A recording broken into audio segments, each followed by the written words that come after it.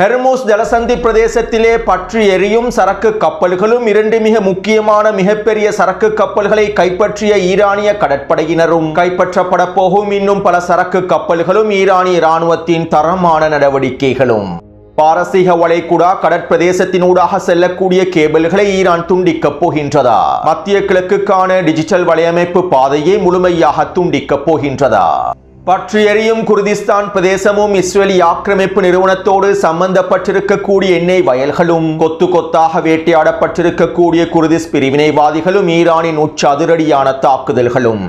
ஈரானுக்கு எதிரான மிரட்டல்களையும் போலி பிரச்சாரங்களையும் தொடர்ச்சியாக மேற்கொண்டு வரக்கூடிய டொனால்ட் ட்ரம்பும் டொனால்ட் ட்ரம்பை கிழித்து தொங்கவிடும் அமெரிக்க ஊடகங்களும்.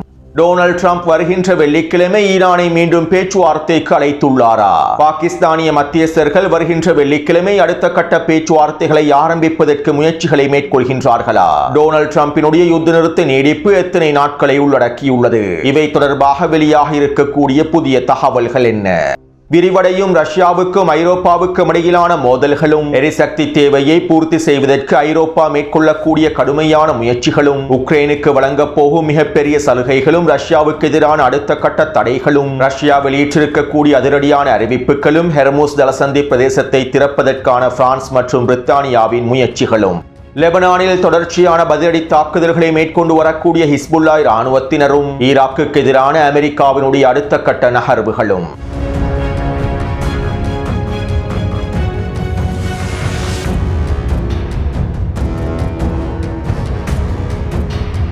ரஷ்யாவுக்கு ஆதரவை வழங்கிய ஹங்கேரியினுடைய பிரதமர் விக்டர் ஓர்பான் தேர்தலில் தோற்கடிக்கப்பட்டதற்கு பின்பு உக்ரைனிய அரசாங்கம் அவசரமாக ட்ருஷ்பா எண்ணெய் குழாய்களை புனரமைத்தது. ரஷ்யாவினுடைய ட்ரோன் தாக்குதலினால் பாதிக்கப்பட்டிருக்கக்கூடிய குறித்த எண்ணெய் குழாய்களை அவசரமாக புனரமைத்தது. இந்த ட்ருஷ்பா எண்ணெய் குழாயின் மூலமாக ஒரு நாளைக்கு மாத்திரம் 2 மில்லியன் கச்சா எண்ணெய்களை ஐரோப்பாவுக்குள் நகர்த்த முடியும். ஹெர்முஸ் ஜலசந்தி பிரதேசம் முழுமையாக இழுத்து மூடப்பட்டிருப்பதனால் ஐரோப்பா முழுவதும் ஏற்பட்டிருக்கக்கூடிய எரிசக்தி நெருக்கடிகளை ஓரளவாவது குறைப்பதற்கான ஒரு தீர்வாகவே இந்த ட்ருஷ்பா குழாய்கள் காணப்படுகின்றன. மேலும் இந்த ட்ருஷ்பா எண்ணெய் குழாயை அவசரமாக உக்ரைனிய அரசாங்கம் புனர் நிர்மாணம் செய்து உக்ரைனுக்கான கடனுதவிகளை வழங்குமாறு ஐரோப்பிய ஒன்றியத்திடம் கோரிக்கைகளை முன்வைத்திருந்தது. அதாவது கடந்த டிசம்பர் மாதம் 27ஆம் தேதி உக்ரைனுக்காக ஐரோப்பிய ஒன்றியம் 90 பில்லியன் யூரோக்களை கடனுதவியாக வழங்குவதற்கு திட்டமிட்டிருந்தது. இருப்பினும் குறித்த கடனுதவிகளை உக்ரைனுக்கு வழங்குவதற்கான செயற்திட்டங்களை ஹங்கேரியினுடைய முன்னாள் பிரதமர் விக்டர் ஓர்பான் தடுத்து நிறுத்தியிருந்தார். தற்போது விக்டர் ஓர்பான் தோற்கடிக்கப்பட்டிருப்பதனால் ஹங்கேரியினுடைய புதிய பிரதமர் நேட்டோவுக்கு முழுமையான ஆதரவை வழங்குவதனால் இந்த பணத்தொகையை தற்போது உக்ரைனுக்கு பெற்றுக் கொடுப்பதற்கான வேலை திட்டங்கள் ஆரம்பிக்கப்பட்டுள்ளன. இதற்கமைவாக நாளைய தினம் ஐரோப்பிய ஒன்றியத்திலே குறித்த முன்மொழிவு முன்வைக்கப்படும் என்றும் உக்ரைனுக்கான 90 பில்லியன் யூரோக்களை வழங்குவதற்கான வேலை திட்டங்கள் நாளைய தினம் அங்கீகரிக்கப்படும் என்றும் எதிர்பார்க்கப்படுகின்றது. மேலும் இந்த பணத்தை ஐரோப்பிய ஒன்றியம் உக்ரைனுக்கு வழங்குவது ரஷ்யாவுக்கு மிகப்பெரிய அச்சுறுத்தலாகும். இந்த நிதியுதவிகளை பயன்படுத்தி உக்ரைன் இதற்கு பிறகு ரஷ்யாவுக்கு எதிரான நேரடியான அதிகளவான தாக்குதல்களை மேற்கொள்ளும். அது மட்டுமல்லாமல் ரஷ்யாவுக்கு எதிரான போரை விரிவாக்குவதற்காக ஏனைய ஐரோப்பிய நாடுகளும் பல திட்டங்களை வகுத்து வருகின்றன. இப்படியான நிலைமையில் குறித்த ட்ருஷ்பா குழாய் வழியாக மேற்கொள்ளக்கூடிய எண்ணெய் வர்த்தகத்தினை முழுமையாக தடுத்து நிறுத்துவதற்கான அறிவிப்புகளை ரஷ்யா வெளியிட்டுள்ளது. வருகின்ற மே மாதம் 1ஆம் தேதியிலிருந்து ட்ருஷ்பா எண்ணெய் குழாய் வழியாக கஜகஸ்தானிலிருந்து ஜெர்மனிக்கு கொண்டு செல்லப்படக்கூடிய அனைத்து எண்ணெய் ஏற்றுமதிகளையும் முழுமையாக தடுத்து நிறுத்துவதாக ரஷ்யா தெரிவித்துள்ளது. மேலும் ரஷ்யாவினுடைய இந்த முடிவுகள் ஜெர்மனியினுடைய எண்ணெய் உற்பத்திக்கு மிகப்பெரிய இழப்பை ஏற்படுத்த போகின்றது. ஜெர்மனியினுடைய 20% எண்ணெய் உற்பத்தி முழுமையாக முடக்கப்படும் என்றும் தெரிவிக்கப்படுகின்றது. மேலும் ஐரோப்பாவுக்கான எரிசக்தி நெருக்கடியும் உச்சளவில் அதிகரிக்கும் என்றும் எதிர்பார்க்கப்படுகின்றது. இதனால் தற்போது பிரித்தானியாவும் பிரான்சும் அவசரமாக ஹெர்முஸ் ஜலசந்தி பிரதேசத்தினை முழுமையாக திறப்பதற்கான அவசர கூட்டங்களை நடத்தி வருகின்றார்கள். இன்றைய தினமும் ஹெர்முஸ் ஜலசந்தி பிரதேசத்தினை திறப்பதற்கான விசேட அமர்வுகளை மேற்கொண்டிருப்பதாக தெரிவிக்கப்படுகின்றது. கிட்டத்தட்ட 30க்கும் அதிகமான நாடுகள் ஒன்றிணைந்து ஈரானுக்கு உச்சழுத்தங்களை வழங்கி ஹெர்முஸ் ஜலசந்தி பிரதேசத்தினை முழுமையாக திறப்பதற்கு வேலை திட்டங்களை ஆரம்பிக்கப் போகின்றார்கள். மேலும் எந்தவிதமான நிபந்தனைகளும் இல்லாமல் ஹெர்முஸ் ஜலசந்தி பிரதேசம் முழுமையாக திறக்கப்பட வேண்டும் என்றும் ஈரான் கட்டணங்களை அறவிடக் கூடாது என்றும் இவற்றை தடுத்து நிறுத்துவதற்கான வேலை திட்டங்களையே மேற்கொள்ளப் போவதாகவும் தெரிவித்துள்ளார்கள். அதே நேரம் இந்த வேலை திட்டங்கள் அனைத்தும் அமெரிக்காவுக்கும் ஈரானுக்கும் இடையிலான உச்ச பதற்ற நிலைமையானது தணிந்ததற்கு பின்பே குறித்த யுத்தமானது முடிவுக்கு வந்ததற்கு பின்பே மேற்கொள்ளப்படும் மேற்கொள்ளப்படும் என்றும் சில தகவல்கள் ஆதாரங்கள் குறிப்பிடுகின்றன. தற்போதைய மோதல்களுக்கு மத்தியில் டொனால்ட் ட்ரம்போடு ஒன்றிணைந்து ஹெர்முஸ் ஜலசந்தி பிரதேசத்தினை திறப்பதற்கு ஐரோப்பிய நாடுகள் முயற்சி செய்ய போவதில்லை. அமெரிக்காவுக்கும் ஈரானுக்கும் இடையிலே ஒரு போர் நிறுத்தம் ஏற்படுத்தப்பட்டதற்கு பின்பு போர் பதற்றங்கள் முழுமையாக தணிந்ததற்கு பின்பே ஹெர்முஸ் ஜலசந்தி பிரதேசத்தினை திறப்பதற்கு இவர்கள் முயற்சி செய்ய போகின்றார்கள். மேலும் இதற்கமைவாக தற்போது ஜெர்மனி, பிரான்ஸ் மற்றும் பிரித்தானியாவினுடைய வெளியுறவுத்துறை அமைச்சகங்கள் ஈரானுக்கு உச்சழுத்தங்களை வழங்கி வருகின்றன. அமெரிக்காவுடன் பேச்சுவார்த்தைகளை அவசரமாக ஈரான் மேற்கொண்டு பேச்சுவார்த்தை மேசையில் அமர்ந்து யுத்த நிறுத்தத்தை ஏற்படுத்துவதற்கான முயற்சிகளை மேற்கொள்ள வேண்டும் என ஐரோப்பிய நாடுகளுடைய வெளியுறவுத்துறை அமைச்சகங்கள் ஈரானுக்கு உச்சழுத்தங்களை வழங்கி வருகின்றன. அத்தோடு ஹெர்முஸ் ஜலசந்தி பிரதேசம் முழுமையாக மூடப்பட்டிருப்பதனால் ஈரானுக்கு எதிரான போரானது தொடர்ச்சியாக நடைபெற்று வருவதனால் விமானங்களுக்கு தேவையான எரிபொருட்களுடைய தட்டுப்பாடு உச்சக்கட்டத்தை அடைந்துள்ளன. இதனால் தற்போது பல நாடுகளுடைய விமான சேவைகள் இடைநிறுத்தப்பட்டு வருகின்றன. இதற்கமைவாக ஜெர்மனியினுடைய லுஃப்தான்சா நிறுவனம் வருகின்ற அக்டோபர் மாதம் வரையில் 20,000க்கும் அதிகமான குறுந்தூர விமான போக்குவரத்துக்களை முழுமையாக ரத்து செய்துள்ளது. எரிபொருள் பயன்பாட்டை சிக்கனமாக பயன்படுத்த வேண்டும் என்பதற்காகவும் எரிபொருள் களஞ்சியத்தை அதிகப்படுத்த வேண்டும் என்பதற்காகவுமே இவ்வாறான முடிவுகள் எடுக்கப்பட்டிருப்பதாக தெரிவிக்கப்படுகின்றது. மேலும் இனி வரக்கூடிய நாட்களில் பல நாடுகளுடைய விமான சேவை நிறுவனங்கள் இவ்வாறான முடிவுகளை எடுக்கப் போவதாக தெரிவிக்கப்படுகின்றது. ஜெட் எரிபொருட்களுடைய விலையேற்றத்தின் விளைவாகவும் சர்வதேச விமான போக்குவரத்துக்கள் முழுமையாக பாதிக்கப்பட்டிருப்பதாகவும் தெரிவிக்கப்படுகின்றது. அடுத்து நாளைய தினம் லெபனானுக்கும் இஸ்ரேலிய ஆக்கிரமிப்புக்கும் இடையிலான நேரடியான பேச்சுவார்த்தைகள் நடைபெறப் போகின்றன. அமெரிக்காவுக்கான லெபனானினுடைய முன்னாள் தூதருடைய தலைமையிலேயே இந்த பேச்சுவார்த்தைகள் மேற்கொள்ளப்பட போகின்றன. மேலும் குறித்த பேச்சுவார்த்தை தொடர்பாக இன்று மாலை நடைபெற்ற ஊடக சந்திப்பில் லெபனானினுடைய அடிமை ஜனாதிபதி ஜோசப் அவுன் இவ்வாறு தெரிவித்துள்ளார். இனப்படுகொலை செய்யப்படக்கூடிய லெபனானிய மக்களை பாதுகாப்பதற்காகவும் தெற்கு லெபனான் பிரதேசத்தை மீட்டெடுப்பதற்காகவும் லெபனானை கட்டமைப்பதற்காகவுமே நான் பேச்சுவார்த்தையை தேர்ந்தெடுத்தேன். மேலும் நாங்கள் அடுத்த கட்டமாக தெற்கு லெபனான் பிரதேசத்திலே விசேட இராணுவ நடவடிக்கைகளை ஆரம்பிக்க போகின்றோம். ஆயுத கிடங்குகள் இருக்கக்கூடிய பிரதேசங்கள், சுரங்கப்பாதைகள் இருக்கக்கூடிய பிரதேசங்களை சோதனை செய்ய போகின்றோம். லெபனானிய அரசு இராணுவத்தை தவிர வேறு யாரும் ஆயுதங்களை வைத்துக் கொள்ள முடியாது. மேலும் இவற்றை கைப்பற்றுவதற்கான வேலை திட்டங்களையும் நடவடிக்கைகளையுமே நாங்கள் ஆரம்பிக்க போகின்றோம். அது மட்டுமல்லாமல் இதற்கு பிறகு லெபனானுக்குள்ளே ஆயுதமேந்தி ஆர்ப்பாட்டங்களும் போராட்டங்களும் மேற்கொள்ளப்பட மாட்டாது. இதற்கு நாங்கள் எந்த விதத்திலும் அனுமதிக்கப் போவதில்லை. பொதுவெளியில் ஆயுதங்களை பயன்படுத்தக்கூடிய நபர்களுக்கு எதிராக கடுமையான நடவடிக்கைகளை எடுப்பதற்கும் நாங்கள் வேலை திட்டங்களை மேற்கொள்ளப் போகின்றோம் என லெபனானிய அடிமை ஜனாதிபதி ஜோசப் அவுன் தெரிவித்துள்ளார். சுருக்கமாக குறிப்பிடுவதாக இருந்தால் லெபனானிய அடிமை ஜனாதிபதி ஜோசப் அவுன் இஸ்ரேலிய ஆக்கிரமிப்போடு நேரடியான பேச்சுவார்த்தைகளை தொடர்ச்சியாக மேற்கொண்டு இஸ்ரேலிய ஆக்கிரமிப்போடு இயல்பாக்கத்தை ஏற்படுத்தி அவருடைய அழிவை தேடிக்கொள்ளப் போகின்றார். ஹிஸ்புல்லாஹ் இராணுவத்தினர் ஏற்கனவே மிரட்டல்களை வெளியிட்டுள்ளார்கள். இஸ்ரேலிய ஆக்கிரமிப்போடு இயல்பாக்கத்தை ஏற்படுத்தி எகிப்தினுடைய அதிபர் அன்வர் சாதாத்துக்கு ஏற்பட்ட நிலைமையே ஜோசப் அவுனுக்கும் ஏற்படும் என்கின்ற மிரட்டல்களையும் வெளியிட்டுள்ளார்கள். அதாவது இஸ்ரேலிய ஆக்கிரமிப்போடு இயல்பாக்கம் ஏற்படுத்தப்பட்டால் ஜோசப் அவுனை நாங்கள் படுகொலை செய்து விடுவோம் என்றும் மிரட்டல்களை தொடர்ச்சியாக வெளியிட்டு வருகின்றார்கள். எனவே லெபனானுக்கும் இஸ்ரேலிய ஆக்கிரமிப்புக்கும் இடையிலான இயல்பாக்கம் ஏற்படுத்தப்படுவதற்கான வாய்ப்புகள் குறைவாகும். இந்த நேரடி பேச்சுவார்த்தைகளின் விளைவாக இயல்பாக்கம் ஏற்படுத்தப்படுமாக இருந்தால் நிச்சயமாக அவற்றுக்கு ஹிஸ்புல்லாஹ் இராணுவத்தினர் உச்ச பதிலடிகளை வழங்குவார்கள். அத்தோடு ஹிஸ்புல்லாஹ் இராணுவத்தினர் தொடர்ச்சியான பதிலடி தாக்குதல்களை மேற்கொண்டு வருகின்றார்கள். இன்று காலை இஸ்ரேலிய ஆக்கிரமிப்பு இராணுவம் தெற்கு லெபனான் பிரதேசத்திலே வான்வழி தாக்குதல் ஒன்றை மேற்கொண்டிருந்தது. மேலும் இதற்கு பதிலடியாக தெற்கு லெபனான் எல்லை பிரதேசத்திலே நிலை கொண்டிருக்கக்கூடிய இஸ்ரேலிய ஆக்கிரமிப்பின் 3 படைப்பிரிவுகளை இலக்கு வைத்து ட்ரோன் தாக்குதல்களை மேற்கொண்டுள்ளார்கள். அதே போன்று இன்று மாலை இஸ்ரேலிய ஆக்கிரமிப்பு மேற்கொண்ட பீரங்கி தாக்குதலுக்கு பதிலடியாக இஸ்ரேலிய ஆக்கிரமிப்பு இராணுவ சிப்பாய்கள் நிலை கொண்டிருக்கக்கூடிய பிரதேசத்தை இலக்கு வைத்து கவசதர் ஏவுகணை தாக்குதல்களையும் மேற்கொண்டுள்ளார்கள். இந்த தாக்குதலிலே குறைந்தது 5 இஸ்ரேலிய ஆக்கிரமிப்பு சிப்பாய்கள் கொல்லப்பட்டும் படுகாயமடைந்திருக்கலாம் என்றும் தெரிவிக்கப்படுகின்றது. அடுத்து அமெரிக்கா ஈராக்கிய அரசாங்கத்திற்கான உச்சழுத்தங்களை வழங்கி வருகின்றது. இதற்கமைவாக ஈராக்குக்கான அமெரிக்க டாலர் கொடுப்பனவுகளையும் டொனால்ட் ட்ரம்பினுடைய நிர்வாகம் முழுமையாக நிறுத்தியுள்ளது. ஈராக்கிய எண்ணெயை விற்பனை செய்து பெற்றுக் கொண்டதற்கான பணத்தை அமெரிக்கா ஈராக்கிய அரசாங்கத்திற்கு வழங்க வேண்டும். மேலும் தற்போது இந்த பணத்தை தர முடியாது என டொனால்ட் ட்ரம்பின் நிர்வாகம் அறிவித்துள்ளது. ஈராக்கிய அரசாங்கத்தினுடைய பொருளாதாரத்தை சிதைக்கும் நோக்கத்தோடும் ஈராக்கிய அரசாங்கத்தின் டாலர் கையிருப்புக்கு சிக்கல்களை ஏற்படுத்த வேண்டும் என்கின்ற நோக்கத்தோடுமே இந்த முடிவுகள் எடுக்கப்பட்டுள்ளன.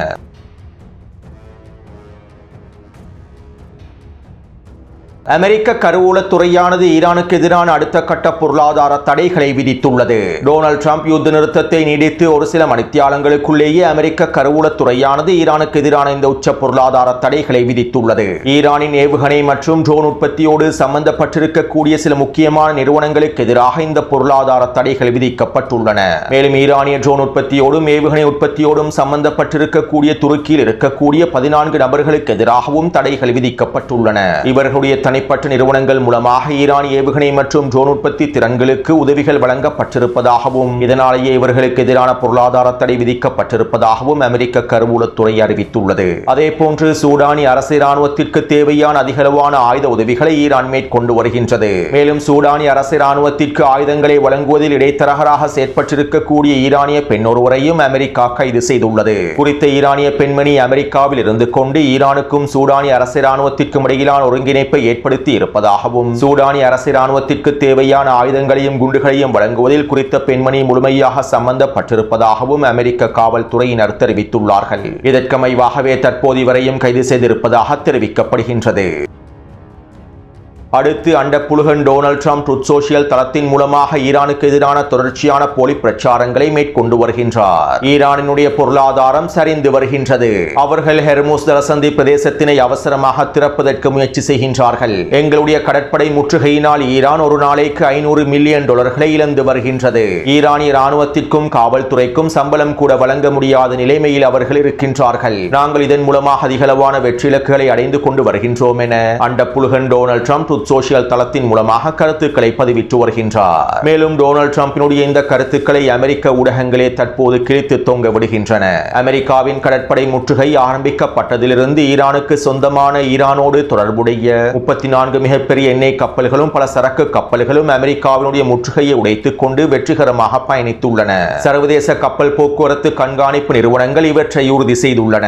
இந்த வாரம் மாத்திரம் குறைந்தது 2 ஈரானிய எண்ணெய் கப்பல்கள் அமெரிக்காவின் முற்றுகையை கடந்து சென்று இதை உறுதிப்படுத்தக்கூடிய செயற்கைக்கோள் புகைப்படங்கள் வெளியாகியுள்ளன. சுமார் 4 மில்லியன் கச்சா எண்ணெய்களை ஏற்றிச் சென்றிருக்கக்கூடிய ஈரானுக்கு சொந்தமான ஹீரோ 2 என்கின்ற எண்ணெய் கப்பலானது வெற்றிகரமாக அமெரிக்காவின் முற்றுகையை உடைத்து பயணித்துள்ளது. மேலும் அமெரிக்க கடற்படையை ஏமாற்றுவதற்கான பல தந்திரங்களை ஈரானியர்கள் மேற்கொள்கின்றார்கள். மேலும் அமெரிக்க தடைகளை உடைத்து வெளியேறி இருக்கக்கூடிய ஈரானினுடைய இந்த கப்பல்கள் தொடர்பான தகவல்கள் வெறும் பனிப்பாறையினுடைய உச்சி மாத்திரமே. எங்களுக்கு கண்டுபிடிக்க முடியாத செயற்கைக்கோள் படங்களினால் உறுதிப்படுத்த முடியாத பல்வேறுபட்ட ரகசியமான பாதைகளை பயன்படுத்தி திட்டங்களை வழிமுறைகளை பயன்படுத்தி ஈரான் அதனுடைய எண்ணெய் வர்த்தகத்தையும் சரக்கு கப்பல் வர்த்தகத்தையும் திறம்பட மேற்கொள்கின்றது. ஆனால் ஜனாதிபதி டொனால்ட் ட்ரம்ப் அமெரிக்க முற்றுகையானது வெற்றியடைந்து விட்டதாக தம்பட்டம் அடிக்கின்றார். உண்மையில் இந்த கடற்படை முற்றுகையானது அமெரிக்காவுக்கு மிகப்பெரிய தோல்வி. மேலும் இந்த அமெரிக்க முற்றுகைக்கு பின்பு ஈரானியர்கள் டொனால்ட் ட்ரம்பை மிகப்பெரிய முட்டாள்கள் என்றே கருதுகின்றார்கள் என அமெரிக்க ஊடகங்கள் செய்திகளை வெளியிட்டிருந்தன. மேலும் இந்த செய்திகளை வெளியிட்டிருந்த அமெரிக்க ஊடகங்களுக்கு எதிராக டொனால்ட் ட்ரம்ப் பல பக்கங்களை கொண்ட கட்டுரைகளையும் ட்ரூத் சோஷியல் தளத்தில் பதிவிட்டிருந்தார். எந்த ஒரு அமெரிக்க ஜனாதிபதியும் ஒவ்வொரு ஊடகங்களுக்கு எதிராகவும் இவ்வாறு விமர்சனங்களை முன்வைக்க மாட்டார்கள். மேலும் அமெரிக்க ஊடகங்களுக்கு எதிராக டொனால்ட் ட்ரம்ப் வெளியிட்டு வரக்கூடிய இந்த விமர்சனங்களும் கட்டுரைகளும் அவர் விரக்தியடைந்து மன அழுத்தத்தினால் பாதிக்கப்பட்டுள்ளார் என்பதனையும் உறுதி செய்கின்றன. அத்தோடு இன்று காலை அமெரிக்க செனட்டர் கிறிஸ் மர்ஃபி இவ்வாறு தெரிவித்தார். டொனால்ட் ட்ரம்பினுடைய அர்த்தமற்ற போரினால் இவ்வளவு நாளாக மூடப்படாமல் இருந்த ஹெர்முஸ் ஜலசந்தி பிரதேசம் முழுமையாக இழுத்து மூடப்பட்டது. மேலும் இந்த ஹெர்முஸ் ஜலசந்தி பிரதேசத்தினை திறப்பதில் டொனால்ட் ட்ரம்ப் தோல்வி அடைந்து விட்டார். தற்போது ஈரானுக்கு எதிரான முற்றுகையை தொடர்வதற்காக பல $பில்லியன் செலவழித்து எங்களுடைய கடற்படையை ஓமான் வளைகுடா பிரதேசத்திலே நிலைநிறுத்தியுள்ளார். ஈரானுக்கு எதிரான போரை ஆரம்பிக்காமல் இருந்திருந்தால் இந்த பிரச்சனையே வந்திருக்காது. மேலும் யாரும் இவ்வாறான முட்டாள்தனமான முடிவுகளை எடுக்க மாட்டார்கள் என அமெரிக்க செனட்டர் கிறிஸ் மர்ஃபி தெரிவித்துள்ளார். சுருக்கமாக குறிப்பிடுவதாக இருந்தால் இவ்வளவு நாளாக மூடப்படாத ஹெர்முஸ் ஜலசந்தி பிரதேசத்தினை ஈரானுக்கு எதிரான போரை ஆரம்பித்ததன் மூலமாக மூட வைத்துவிட்டு தற்போது இந்த ஹெர்முஸ் ஜலசந்தி பிரதேசத்தினை திறப்பதற்காகவே டொனால்ட் ட்ரம்ப் போராடி கொண்டிருக்கின்றார். மேலும் இது அண்டப்புழுகன் டொனால்ட் ட்ரம்பினுடைய மிகப்பெரிய தோல்வி என்பது உறுதி செய்யப்படுகின்றது. அடுத்து டொனால்ட் ட்ரம்பினுடைய நிர்வாகம் பாகிஸ்தானிய மத்தியஸ்தர்களை பயன்படுத்தி அடுத்த சுற்று பேச்சுவார்த்தைகளை மீண்டும் ஆரம்பிப்பதற்கான எல்லாவிதமான முயற்சிகளையும் மேற்கொண்டு வருகின்றார்கள். இதற்கமைவாக இன்றைய தினம் பாகிஸ்தானிய பிரதமர் ஈரானிய தூதரை சந்தித்து விசேட கலந்துரையாடல்களை மேற்கொண்டிருந்தார். அத்தோடு டொனால்ட் ட்ரம்ப் அறிவித்திருக்கக்கூடிய போர் நிறுத்தமானது இன்னும் 4 அல்லது 5 நாட்களுக்குத்தான் நீடிக்கும் என்றும் வருகின்ற வெள்ளிக்கிழமைக்குள் ஈரான் புதிய முன்மொழிவோடு பேச்சுவார்த்தை மேசையில் அமர்ந்து விட வேண்டும் என்றும் வருகின்ற வெள்ளிக்கிழமை வரையில் தான் டொனால்ட் ட்ரம்பினால் பொறுத்து கொள்ள முடியும் என்றும் அமெரிக்க அதிகாரிகள் எக்ஸியோஸ் ஊடகத்திடம் தெரிவித்துள்ளார்கள். ஈரான் ஒருங்கிணைந்த முன்மொழிவை முன்வைக்கும் வரை இந்த யுத்த நிறுத்தத்தினை நீடிக்கப் போவதாக டொனால்ட் ட்ரம்ப் தெரிவித்திருந்தார். மேலும் ஈரான் ஒருங்கிணைந்த முன்மொழிவை முன்வைப்பதாக இல்லை, ஈரானிய தரப்பினர்கள் உறுதியான நிலைப்பாட்டில் இருக்கின்றார்கள். இதனால் தற்போது வருகின்ற வெள்ளிக்கிழமை அடுத்த சுற்று பேச்சுவார்த்தை ஆரம்பிக்கப்படும் என்றும் இந்த பேச்சுவார்த்தைக்கு ஈரானிய தரப்பினர்கள் ஒருங்கிணைந்த முன்மொழிவை முன்வைக்க வேண்டும் என்றும் இல்லாவிட்டால் ஈரானுக்கு எதிரான போர் அவசரமாக ஆரம்பிக்கப்படும் என்றும் டொனால்ட் ட்ரம்பினுடைய நிர்வாகம் அறிவித்துள்ளது. எனவே வருகின்ற வெள்ளிக்கிழமை வரையிலேயே ஈரானுக்கு இறுதி காலக்கெடு விதிக்கப்பட்டுள்ளது. மேலும் வருகின்ற வெள்ளிக்கிழமை அமெரிக்காவின் மிகப்பெரிய போர்க்கப்பலான ஜார்ஜ் டபிள்யூ புஷ் போர்க்கப்பலும் மத்திய கிழக்கை அடைந்துவிடும். பங்குச் சந்தைகளும் முழுமையாக இழுத்து மூடப்பட்டுவிடும். இவ்வாறு பங்குச் சந்தையை இழுத்து மூடிவிட்டு ஈரானுக்கு எதிரான அடுத்த கட்ட தாக்குதல்களை மேற்கொள்வதற்காகவே திட்டமிட்டுள்ளார்கள். எனவே இதற்கமைவாக வருகின்ற வெள்ளிக்கிழமை வரை ஈரானுக்கு காலக்கெடு விதிக்கப்பட்டிருப்பதாக தெரிவிக்கப்படுகின்றது. இதைத் தொடர்ந்து தற்போது பாகிஸ்தானிய மத்தியஸ்தர்களும் வருகின்ற வெள்ளிக்கிழமை அடுத்த சுற்று பேச்சுவார்த்தைகளை ஆரம்பிப்பதற்கான முயற்சிகளையும் அழுத்தங்களையும் வழங்கி வருகின்றார்கள். எப்படியாவது ஈரானை பேச்சுவார்த்தை மேசையில் கொண்டு வருவதற்காக எல்லாவிதமான முயற்சிகளையும் மேற்கொள்கின்றார்கள். இப்படியான நிலைமையில் இன்று காலையிலேயே ஈரான் அதிரடியான தாக்குதல்களை ஆரம்பித்து விட்டது. டொனால்ட் ட்ரம்பினுடைய கடற்படை முற்றுகையை முடிவுக்கு கொண்டு வருவதற்கான பதிலடி தாக்குதல்களையும் மேற்கொண்டிருந்தார்கள். இதற்கமைவாக ஹெர்முஸ் ஜலசந்தி பிரதேசத்திலே 2 சரக்கு கப்பல்களுக்கு எதிராக தாக்குதல்கள் மேற்கொள்ளப்பட்டிருந்தன. ஈரானிய கடற்படையினர் சிறிய படகுகள் மூலமாக குறித்த மிகப்பெரிய சரக்கு கப்பல்களை சுற்றி வளைத்து தடுத்து நிறுத்தினார்கள். மேலும் தாக்கப்பட்ட 2 சரக்கு கப்பல்களையும் முழுமையாக கைப்பற்றி ஈரானிய துறைமுகத்திற்கு கொண்டு சென்றுள்ளார்கள். இஸ்ரேலிய ஆக்கிரமிப்பு நிறுவனத்திற்கு சொந்த MSC பிரான்செஸ்கா கப்பலையும் எபமினோட்டஸ் என்கின்ற சரக்கு கப்பலையுமே இவ்வாறு கைப்பற்றியுள்ளார்கள். பல பில்லியன் டாலர் பெறுமதியான சரக்குகளை கொண்டு செல்லக்கூடிய இந்த மிகப்பெரிய 2 சரக்கு கப்பல்களையும் கைப்பற்றி ஈரானிய துறைமுகத்திலே நிலைநிறுத்தியுள்ளார்கள். மேலும் குறித்த சரக்கு கப்பலில் சோதனை நடவடிக்கைகளை மேற்கொண்டு வருவதாகவும் சரக்கு கப்பலில் இருக்கக்கூடியவர்கள் கைது செய்யப்பட்டு தடுத்து வைக்கப்பட்டிருப்பதாகவும் தெரிவிக்கப்படுகின்றது. அமெரிக்க கடற்படையினர் ஈரானுக்கு சொந்தமான 2 சரக்கு கப்பல்களை கைப்பற்றினார்கள். மேலும் இதற்கு பதிலடியாகவே தற்போது 2 சரக்கு கப்பல்களை ஈரானும் கைப்பற்றியுள்ளது. அதுவும் இஸ்ரேலிய ஆக்கிரமிப்பு நிறுவனத்தோடு சம்பந்தப்பட்டிருக்கக்கூடிய சரக்கு கப்பல்களாகும். அத்தோடு இந்த 2 சரக்கு கப்பல்களையும் கைப்பற்றியதற்கு பின்பு இன்னும் ஒரு சரக்கு கப்பலை இலக்கு வைத்தும் தாக்குதல்களை மேற்கொண்டார்கள். யூபோரியா என்கின்ற மிகப்பெரிய சரக்கு கப்பலை இலக்கு வைத்து தாக்குதல்களை மேற்கொண்டார்கள். இந்த தாக்குதலினால் குறித்த சரக்கு கப்பலில் வெடிப்புகள் பதிவாகின.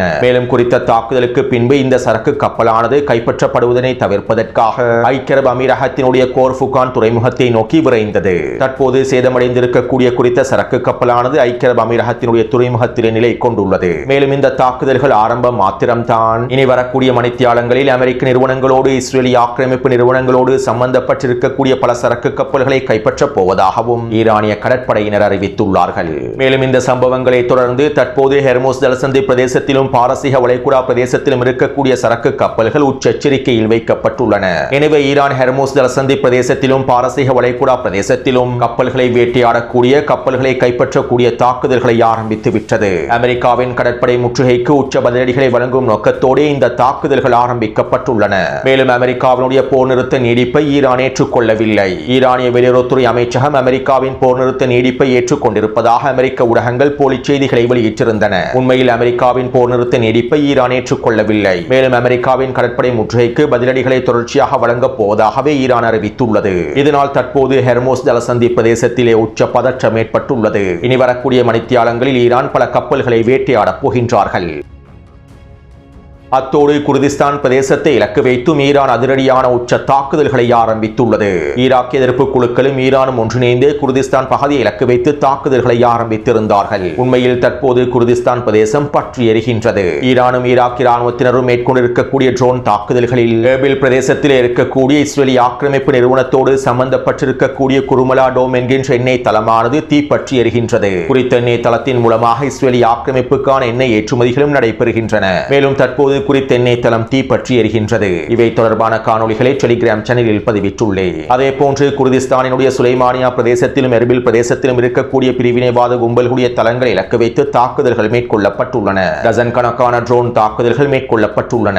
தற்போது வரை கிடைக்கப்பெற்றிருக்கக்கூடிய தகவல்களுக்கு அமைவாக ஈரானினுடைய ஈராக் எதிர்ப்பு குழுக்களுடைய இந்த உச்ச தாக்குதலினால் 25க்கும் அதிகமான பிரிவினைவாத கும்பல்களின் தலைமைகளும் முக்கியமான புள்ளிகளும் கொல்லப்பட்டிருப்பதாக தெரிவிக்கப்படுகின்றது. அதே போன்று பிரிவினைவாதிகளுடைய மிக முக்கியமான 2 தளங்கள் தரைமட்டமாக்கப்பட்டிருப்பதாகவும் தெரிவிக்கப்படுகின்றது. அத்தோடு பாரசீக வளைகுடா பிரதேசத்தினூடாகவும் ஹெர்மோஸ் தலசந்தி பிரதேசம் வழியாகவும் செல்லக்கூடிய மிக முக்கியமான டிஜிட்டல் கேபிள்களை, இணையதள கேபிள்களை முழுமையாக துண்டிக்கப் போவதாக பல தகவல்கள் வெளியாகியுள்ளன. பாரசீக வளைகுடா பிரதேசத்திலே கடலுக்கடியில் இருக்கக்கூடிய கேபிள்கள், கிளவுட் சேவைகளுக்காக பயன்படுத்தக்கூடிய கேபிள்களை ஈரான் துண்டிப்பதற்கு தயாராக இருக்கின்றது. ஈரானுக்கு எதிரான தாக்குதல்களுக்காக பயன்படுத்தப்படுகின்ற அமேசானினுடைய கிளவுட் சேவை கேபிள்களும், இன்னும் பல இணைய சேவைகளுக்கும் கிளவுட் சேவைகளுக்கும் தேவைப்படக்கூடிய கேபிள்களும் பாரசீக வளைகுடா பிரதேசத்தினூடாகவே பயணிக்கின்றன. கடந்த 40 நாள் போரின் போதும் பஹ்ரைனில் இருக்கக்கூடிய அமேசான் கிளவுட் சேவையை இலக்கு வைத்து தாக்குதல்களை மேற்கொண்டிருந்தார்கள். மேலும் சவுதி அரேபியா, குவைத், பஹ்ரைன், ஐக்கிய அரபு அமீரகம் ஆகிய பிரதேசங்களில் ஈரானுக்கு எதிரான தாக்குதல்களுக்காக பயன்படுத்தக்கூடிய அமெரிக்க ராணுவத்தினால், இஸ்ரேலிய ஆக்கிரமிப்பு ராணுவத்தினால் பயன்படுத்தக்கூடிய பல கிளவுட் சேவை நிறுவனங்கள் காணப்படுகின்றன. எனவே இவற்றை முழுமையாக முடக்கும் நோக்கத்தோடு பாரசீக வளைகுடா பிரதேசத்தினூடாக செல்லக்கூடிய இந்த கிளவுட் சேவை நிறுவனங்களுக்கு செல்லக்கூடிய கேபிள்களை துண்டிப்பதற்கு ஈரான் தயாராக இருப்பதாகவே தஸ்னீம் ஊடகம் தெரிவித்துள்ளது. எனவே ஈரானினுடைய அடுத்த கட்ட தாக்குதல்கள் யாருமே எதிர்பார்க்காத மிகப்பெரிய தாக்குதல்களாகவே அமைந்திருக்கும். மேலும் இதற்கமைவாக ஈரான் பல ஆச்சரியங்களை களமிறக்குவதற்கும் தயாராகவே இருக்கின்றது. எனவே இந்த காணொளி தொடர்பான கருத்துக்களை பதிவிடுங்கள். தொடர்ந்தும் என்னுடன் இணைந்திருங்கள். நன்றி, வணக்கம்.